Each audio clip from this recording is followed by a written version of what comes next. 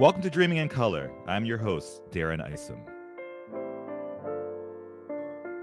Art and culture were all we had, and so we made it work in the history of communities of color throughout time across the diaspora. I think that some people come to an understanding of the inner workings of our society and culture at a later point in life because they aren't being harmed by it, right? They aren't. It's not like the water that's seeping into their nostrils and their throat that is drowning you. So you didn't have to learn how to swim.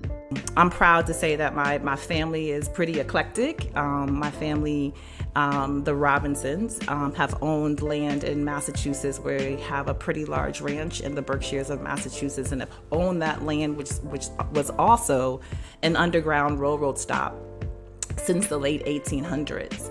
And so there's a legacy there around land and again around Black people trying to find liberation. We had to have some fun in this because there's always been fun. Through all the hardships that we can document over history, people have found a way to connect, build relationship, create joy. And I'm really as hard as everything is, it's kind of a fun time right now. It's a connected time that I feel like we're experiencing. I kept having to remind people to trust me, to trust the system. And then 2018 happened, Darren, and we saw the most diverse group of Americans come out and participate and register, the largest group of young people ever. And then we elected the most diverse House of Representatives that we'd ever seen in our history. I mean, there's something to be said about the role of joy and laughter and all those things, particularly Black joy, because there's something also very radical. I think the South is, first of all, very beautiful. The landscape is evocative. It demands description.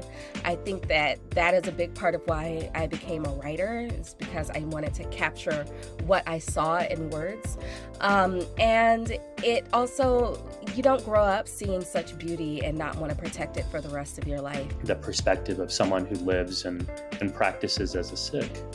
Part of the question that I'm grappling with is actually, if we're taking this abundance mindset and we're living fully with generosity and trying to live into love, how tied ought we be to the outcomes, to the deliverables, to the transactions?